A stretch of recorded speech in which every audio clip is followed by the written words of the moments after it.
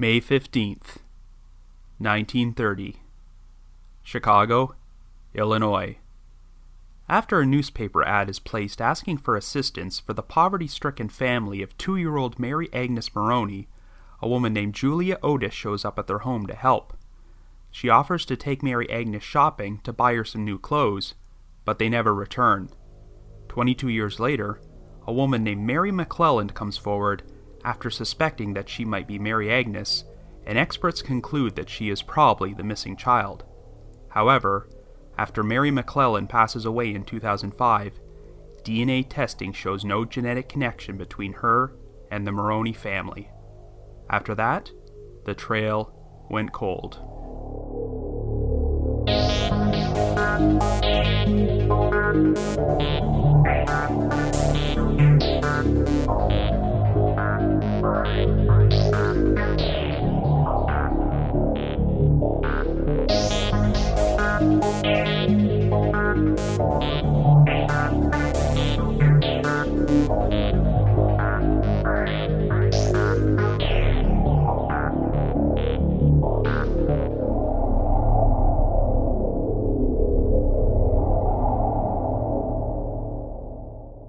Hello everyone, and welcome to the latest episode of The Trail Went Cold. I'm your host Robin Warder, and today we will be jumping back 87 years to profile the oldest cold case we've ever featured on this podcast, the 1930 disappearance of 2-year-old Mary Agnes Moroney. This is actually the first mystery we've covered involving a missing infant, since those cases are incredibly heartbreaking. However, this story is pretty unique because it was seemingly solved 2 decades later, but a stunning revelation in recent years has turned it into an unsolved cold case again. You might be familiar with the story of Bobby Dunbar, a 4-year-old boy who disappeared in 1912 and was the subject of a very famous episode of the podcast, This American Life. A boy resembling Bobby was found in another state 8 months later, and even though another woman insisted that he was her child, the boy was returned to the Dunbar family. He lived the rest of his life as Bobby Dunbar, but several decades after his death, DNA testing proved that he had no genetic connection to the Dunbar family, and that a horrible mistake had been made. Today's story about Mary Agnes Moroney is fairly similar, and while it's less well known than the Bobby Dunbar case, it has a lot more unanswered questions. The chances of this case being completely solved after nearly a century are pretty remote, but the story is a pretty interesting time capsule of an era when things were a lot different. But before we get started, just a brief reminder that The Trail Went Cold is a weekly podcast which alternates between our regular full-length episodes like this one and shorter minisodes. We deliver either a new full-length episode or a new minisode every Wednesday. We're currently available for download on several platforms, including iTunes, Stitcher, and Google Play Music, so if you like this podcast, be sure to subscribe to it. The Trail Went Cold also has its own PayPal account and a donate button on the website. If there's anyone out there who wants to make a donation, we would greatly appreciate it, and we'll be sure to give you a shout out on a future episode. So with all that out of the way, let us now examine the strange disappearance of Mary Agnes Moroney.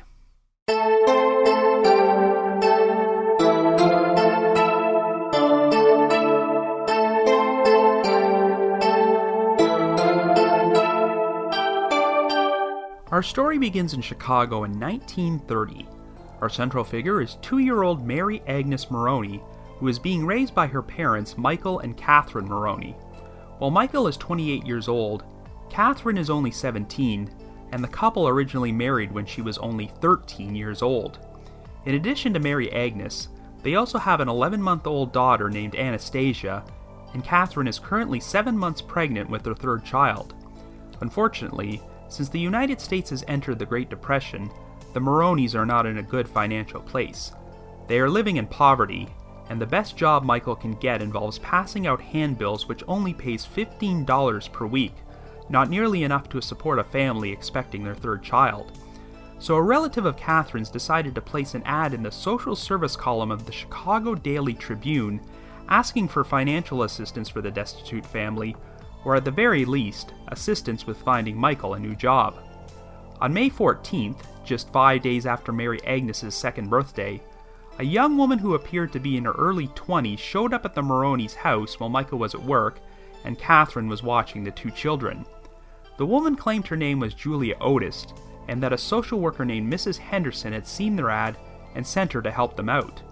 She even carried a basket of groceries for the family. So Catherine invited Otis in and explained the family's tough financial situation to her. During this time, Mary Agnes was playing on the floor, and Catherine noticed that Otis seemed to be constantly glancing at the child and was quite taken by her. Otis stated, "I've always wanted a child like that," before mentioning that she had lost her own child at the age of 2. Otis then remarked that she would love to take Mary Agnes with her on an upcoming trip to California. The idea was that she would then return the child to the Moroneys after they got back on their feet again, and said that after spending some time in California, Mary Agnes would become unrecognizable and quote-unquote fat as a butterball. At first, Catherine thought Otis was just kidding around, but after realizing she was probably serious about the idea, she turned her down. Otis then said she would return tomorrow, and gave Catherine $2 before she left, suggesting that Catherine use the money to go see a show with her husband that night. Well, true to her word, Otis did return the following day while Catherine was home alone with the children, and this time, she brought baby clothes for Catherine's unborn child. Otis then said that she had been making arrangements for Michael to get more steady employment, and assured Catherine that the family situation was about to get better. Otis then asked if she could take Mary Agnes shopping with her to buy her some new clothes and shoes at a nearby store. Catherine consented to this, and even though Mary Agnes cried and put up a fuss and did not want to leave with this strange woman, Otis took her out of the house. Unfortunately, neither of them returned, and this would turn out to be the last time Catherine ever saw her daughter. After Michael returned home from work and learned that Mary Agnes had been taken, the Moroneys notified the police and reported the child missing. The following day, the Moroneys received an envelope containing a small amount of money and a letter which read, "Please don't be alarmed. I have taken your little girl to California with me. I have hired a special nurse to take care of her. We'll be back in 2 months. By that time, you will be on your feet again and will be able to care for her. She didn't even cry a bit. She is outfitted like a princess. In the meantime, I'll help all I can to get you on your feet. Don't worry about her or anything else. When you get this letter, we'll be on our way already. As ever, Julia Otis." The authorities now treated the situation as a kidnapping and performed an extensive search for Mary Agnes, but they could find no trace of the child or Julia Otis. They did find the store where Otis had purchased the baby clothing from and learned that she had paid with a $50 bill.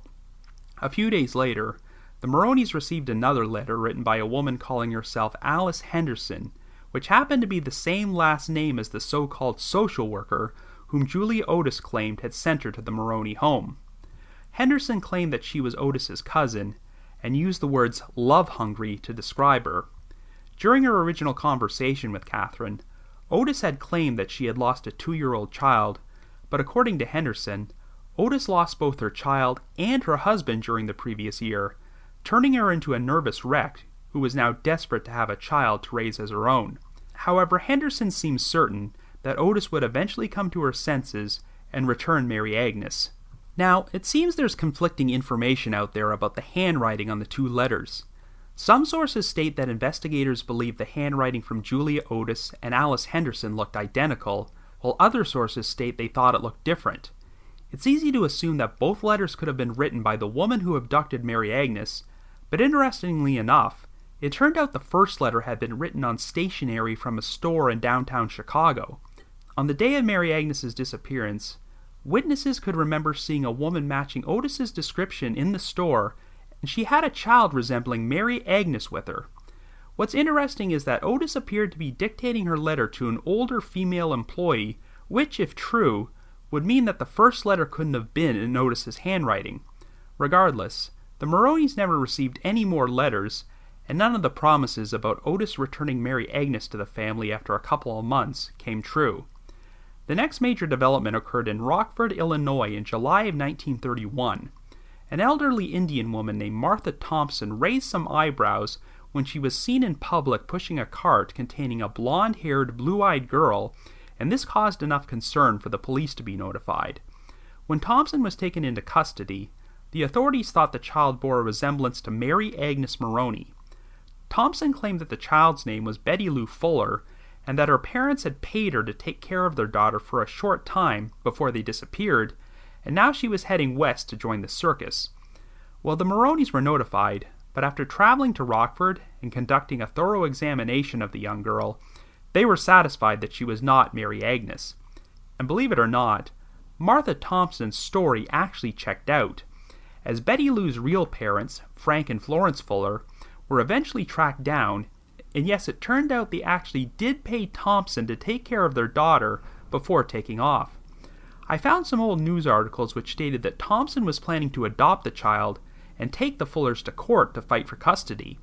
This sounds like a pretty interesting story in its own right, but unfortunately, I was unable to find any sources which revealed how this saga turned out, so let's get back to our main story. Anyway, this would turn out to be the last major lead in the case for quite some time. Life went on for the Moroneys, as in spite of the loss of Mary Agnes, they would go on to have more children, and in the end, their family consisted of 5 boys and 2 girls. However, a big development occurred in 1952 when a woman named Mary McClelland suddenly came forward with a shocking revelation. She believed that she might be Mary Agnes Moroney.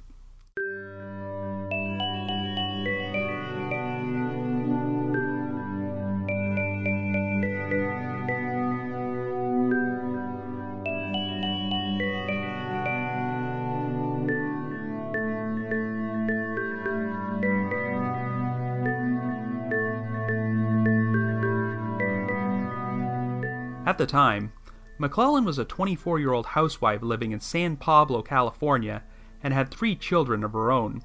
McClelland's husband had seen an article about Mary Agnes's disappearance in the newspaper, which contained a photograph of the other Moroney siblings, and he was struck by his wife's resemblance to them.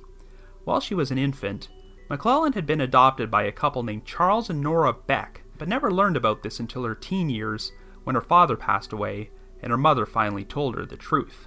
Court records were eventually uncovered which showed that the Becks had filed a petition for the adoption of one Mary Beck on May 9, 1930, 6 days before Mary Agnes was abducted. However, the actual adoption did not go through until August of that year. The Becks lived in Martinez, California, and given that Julia Otis had mentioned taking Mary Agnes to California, the idea of Mary Beck McClelland being the missing child did not seem that implausible, so she was given a thorough investigation by specialists. One of them was an anthropologist named Dr. Bertram Krause, who declared himself a specialist in genetic factors of teeth. They obviously couldn't use dental records, since Mary Agnes was only 2 years old when she disappeared, so Dr. Krause took a cast of McClelland's teeth, compared it to casts of the Moroney family's teeth, and determined they were a likely match. McClelland also underwent a series of tests which showed that she had the same blood type as the Moroney family, along with a similar skull type and similar fingerprints and handprints. Like Mary Agnes, McClelland happened to be left-handed, and they both had a mole near their right armpit. People also took note of the fact that McClelland's own 2-year-old daughter bore a resemblance to Mary Agnes. Anyway, many experts seemed satisfied that Mary McClelland and Mary Agnes Moroney were one and the same, so she traveled to Chicago and had a very public reunion with her parents in front of the media. Happy ending, right? Well, there were still some lingering doubts. Mary's adoptive mother, Nora Beck, was pretty ill by this point and did not speak much to the media about the whole situation, but she seemed pretty insistent that she had adopted her daughter years before Mary Agnes's abduction took place. This claim was supported by a physician named Dr. E.W. Merrithew, who remembered delivering young Mary in Martinez, California on November 17, 1927. At the time, Charles and Nora Beck ran a foundling home, and Dr. Merrithew said that the couple adopted the child shortly after she was born. However, Merrithew did not have any documentation to support his claim, and since the Becks' foundling home was no longer in existence by this point, no official records could be located. For privacy reasons, Merrithew also refused to disclose the identity of the woman who gave birth to Mary.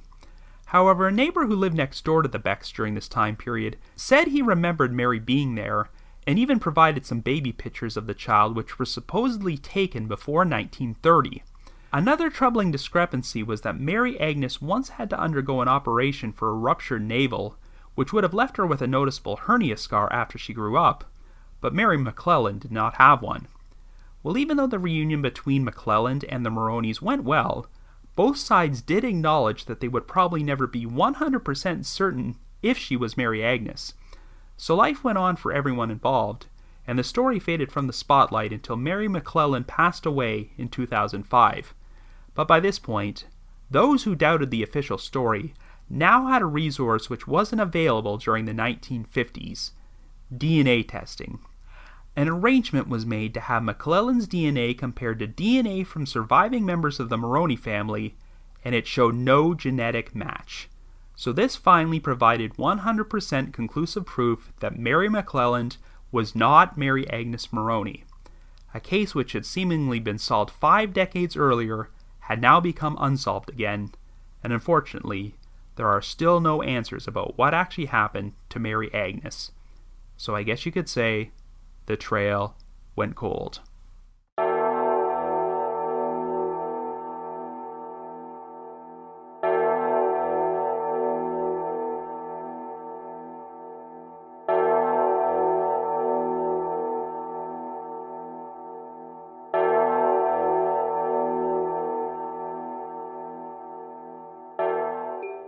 So yes, this is a pretty sad story all around, but amazingly, this is not the only time something like this has happened. In my intro, I already mentioned the 1912 disappearance of Bobby Dunbar, where a missing boy was apparently found until DNA testing revealed it was not him nearly a century later. A more recent example of this, which you may have heard of, involved the disappearance of an infant named Paul Franzak. In 1964, the day after he was born, Paul was abducted from a Chicago hospital by an unidentified woman disguised as a nurse. Over 1 year later, a toddler was found abandoned in New Jersey, and the investigation ultimately determined that the child was Paul Franzak and returned him to his parents. However, as Paul got older, he became perturbed by the fact that he did not resemble his family at all. So in 2012, he decided to take a DNA test, and once again, he discovered that he had no genetic connection to the Franzak family. He has since tracked down his biological family, but the real Paul Franzak has never been found. The Mary Agnes Moroney case is pretty similar to both these stories, but there's a key difference. The boys mistakenly believed to be Bobby Dunbar and Paul Franzak were returned to the wrong families while they were still children, so they really had no say in the matter. But in this particular case, Mary McClelland willingly came forward on her own when she was 24 years old.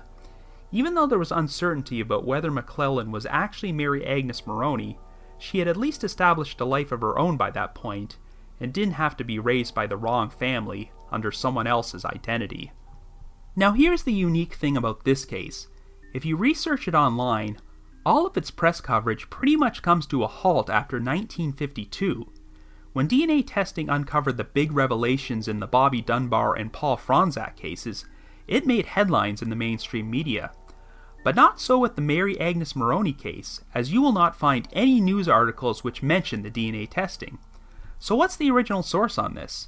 Well, if you go to Ancestry.com, you will find a 4-page thread in which Mary Agnes's surviving relatives discuss the process of comparing Mary McClelland's DNA to the Moroney family before they eventually discovered it did not match. You can also find posts about this in the Web Sleuths forum from the wife of Mary Agnes's nephew.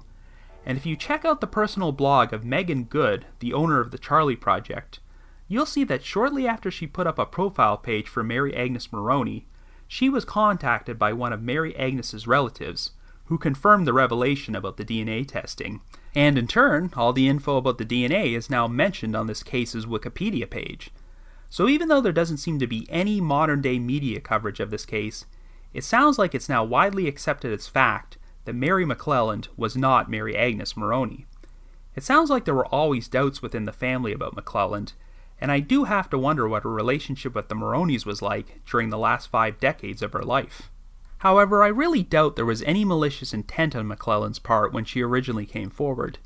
You could easily assume that she was some sort of attention seeker who decided to insert herself into the middle of a missing persons case, but remember, it was her husband who originally put the idea into her head when he saw a photograph of the Moroney family in the newspaper and was struck by the resemblance to his wife.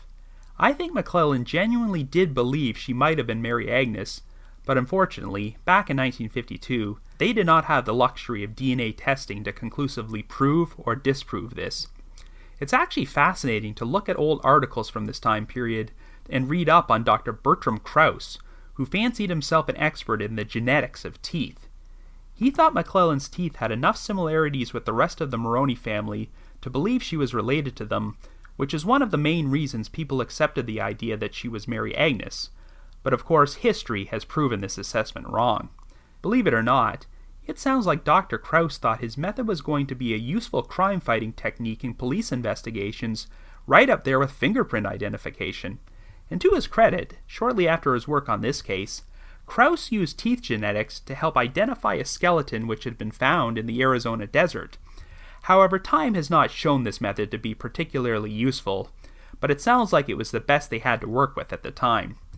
One other thing I find odd about Mary McClelland's backstory is the discrepancies about when she was actually adopted.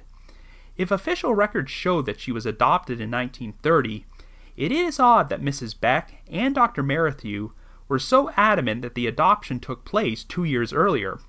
It sounds pretty suspicious, and I can see why people would be prone to believing that Mary was adopted illegally. It would not surprise me at all if the Becks were hiding something for entirely different reasons, but since DNA testing has firmly ruled out the possibility that Mary McClelland and Mary Agnes Moroney were the same person, I guess it's a moot point now.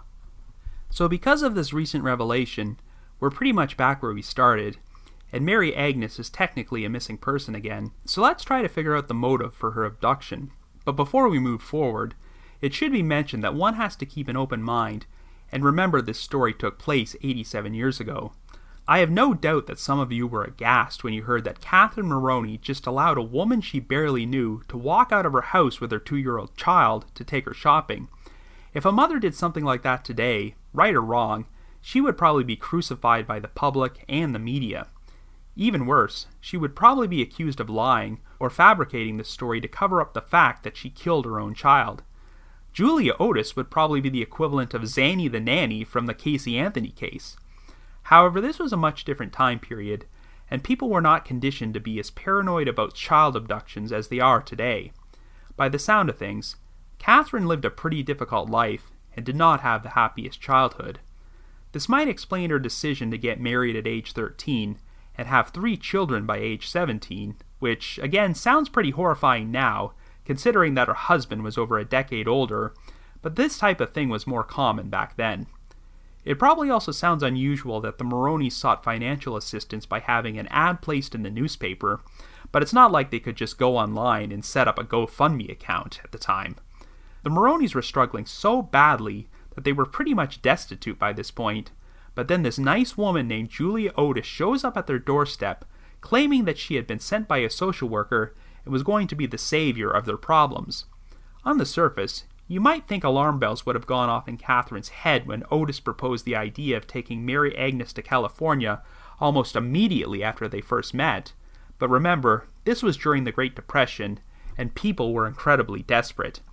This was a time period when parents would leave their children in the care of people they barely knew because they just could not afford to care for them. In fact, it sounds like this is exactly what happened in that side story I mentioned about Martha Thompson. Under the circumstances, it's easy to see how Catherine could have fallen for the ruse of a very convincing con artist. And since I just made a Casey Anthony reference, you might also have considered the possibility that Catherine fabricated the entire story to cover up the fact that she did something to Mary Agnes, but the Moroneys were thoroughly questioned by police and cleared of any wrongdoing.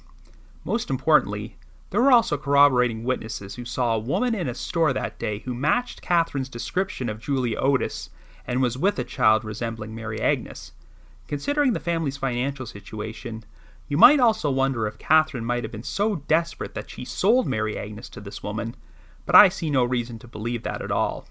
By all accounts, it sounds like Catherine was left absolutely devastated by what happened. And I think that if she was responsible for Mary Agnes's disappearance, it would have been in her best interest to play along and accept Mary McClelland as her daughter when she came forward 2 decades later, but Catherine did not hesitate to express her doubts. So I think it's pretty clear-cut that Catherine's story is true, and that her encounters with Julia Otis really happened. But the big question is, what was the motive for this abduction? Well, as horrible as infant abductions are, the one silver lining is that most of the time, it's unlikely that the child is going to be physically harmed. When someone kidnaps a baby, it's often because they want to raise a child but are unable to have one of their own. Or it's because they want to sell the child as part of a black market adoption ring. So in these cases, you can always hold out hope that the child is still alive somewhere, but does not know their true identity. What's really unusual in this case is that the abductor wrote the Moroneys a letter to let them know what she was doing with their daughter and promised to return her 2 months later. I don't know if this was her way of trying to placate the Moroneys and convince them not to report Mary Agnes's disappearance to the police, or if she might have legitimately been dealing with a crisis of conscience. Since the letter arrived only 1 day after Mary Agnes was kidnapped, and there were witnesses who saw a woman dictating the letter at a store, there's zero doubt it was actually sent by Julia Otis. Now, I know there have been contradictory accounts about whether the handwriting on this letter matches the handwriting on the second letter sent by Alice Henderson. But if Julia Otis dictated the first letter, and the actual writer was just some random employee at a store, then I don't see how the handwriting could be a match, unless this employee just decided to write up and send a fake letter days later, which is pretty unlikely. I do find it very odd that after kidnapping a child, Otis would walk into a public place with her, and then dictate a letter for an employee to write in which she flat out describes her plan to take the child out of state. But then when you look at the actual contents of the letter and put yourself in the shoes of a detached outside observer, it might not seem suspicious. Again, this was during the Great Depression, when it was fairly common for parents to leave their children in the care of others, so I can understand why this letter might not have raised any alarm bells with the employee. Since Otis claimed that she had been sent to the Moroneys by a social worker named Mrs. Henderson, I think the most logical explanation is that she was the one who wrote the second letter, and I have my doubts that Alice Henderson was actually a real person. The second letter arrived only a few days after the abduction, and I just don't see how in 1930 an outsider could hear about the kidnapping, discover Julia Otis was responsible, find out the Moroneys' home address, and then send them a letter. Once Henderson learned that Otis did not actually return Mary Agnes to her parents as promised, why wouldn't she try to contact them again or go to the police? No, I'm pretty convinced that it was written by Otis herself, and she was pretending to be her cousin in order to lend credence to her claims that she was going to return Mary Agnes in 2 months. She probably hoped that this would dissuade the Moroneys from involving the authorities and buy her some time to do what she was planning to do. So now it's time to discuss what Julia Otis's true intentions were here. Was she really a bereaved mother who lost her husband and child and desperately wanted another child of her own? Was she actually considering returning Mary Agnes to her parents after a couple of months, but then changed her mind? The way Catherine described it, Otis became very fixated on Mary Agnes when she saw her, so if the story about Otis losing a child is true, then maybe Mary Agnes reminded her of her own daughter. However, the sophistication of this entire operation makes me lean towards the idea that this wasn't just a simple case of a mentally unbalanced woman stealing a child she wanted to raise. If you look at the original newspaper articles from that time period, they describe Otis as a beautiful young woman whose, quote-unquote, manner and speech stamped her a woman of culture and background. It sounds like Otis did a pretty masterful job at manipulating Catherine, bringing her groceries, baby clothing, and even giving her $2 to go see a show. The fact that Otis proposed the idea of taking Mary Agnes to California during their first meeting together makes me think she was hoping the family was so desperate to have the burden of a child taken off their hands. When Catherine turned down the idea, Otis probably figured that she had to take things to the next level, which is why she returned the following day with clothing for Catherine's unborn baby. I find it really telling that Otis paid for this clothing with a $50 bill, which is a hell of a lot of money to be carrying around during the Great Depression. This indicates to me that whoever Julia Otis was, she came from a position of wealth. If she really wanted a child of her own, I think she might have had the resources to obtain one through legal means, rather than orchestrating an elaborate con job where she preyed upon a destitute family. But then again, it's also possible that despite Otis's very friendly and comforting demeanor, there might have been something off about her which prevented legitimate agencies from believing she was a suitable mother. In fact, if the story was true about Otis losing her husband, That also could have been an obstacle, as I'm sure there would have been a lot of hesitation to allow a single woman to adopt a child back in 1930. But overall, I'm inclined to think that Otis was part of a black market adoption ring which operated by stealing children from poor families and profited by selling them off to rich families. Sadly, there were quite a few of these operations in the U.S. during the first half of the 20th century. The most infamous example of this is probably the Tennessee Children's Home Society. It was run by a woman named Georgia Tann, who spent over 25 years arranging the illegal adoptions of 5,000 children to upper-class families. She made millions from this scheme, and it turned out the majority of these children were flat-out stolen from their biological parents, who were often poor and did not have the resources to fight back. She was able to keep this going for so long because she had a corrupt judge in her pocket who would sever the custody of these children from their families and give Tann free rein to adopt them out. A couple of celebrities, including Joan Crawford, adopted children from the Tennessee Children's Home Society, and professional wrestler Ric Flair was taken from his birth mother after he was born and adopted out by them. Most of the families who adopted through this society had no idea these children had been stolen, and I would not be surprised if a similar situation occurred with Mary Agnes Moroney. The ease at which Julia Otis manipulated Catherine Moroney into letting her leave the house with her child makes me think that this was not the first time she had done something like this. It's possible that Otis had already made arrangements to adopt an infant girl to another family somewhere, and when she saw an ad in the Chicago Daily Tribune about a desperate poverty-stricken family seeking assistance, she figured the Moroneys would make an ideal target. To cover her tracks, Otis invented a cover story about her being a bereaved woman who wanted to care for her own child for a while and sent the Moroneys 2 letters, one of which was from a completely fictitious person. But in actuality, Otis's entire motivation for doing this was just to make money off an illegal adoption. For all we know, the family who ultimately adopted Mary Agnes probably thought the whole thing was legitimate. If the adoption took place in another state like California, there would have been zero reason for them to believe their new child had been stolen. Interestingly enough, in the thread about this case at the Web Sleuths forum, there is a post from one of Mary Agnes's relatives in which she states that she found a listing on the Social Security Death Index for a woman named Julia Otis, who passed away in 1999. This woman was born in 1906, so she would have been around the same age as the woman who met Catherine Moroney, and she was also listed as having property in Chicago and California. I guess it's possible it could be her, but I have my doubts that the woman who kidnapped Mary Agnes would have actually given her real name. Now, in recent years, we have seen a few cold cases involving abducted infants get solved. The most famous example is probably Carlina White, who was kidnapped from a hospital in 1987 when she was only 19 years old, but was discovered to be living under a new identity 23 years later.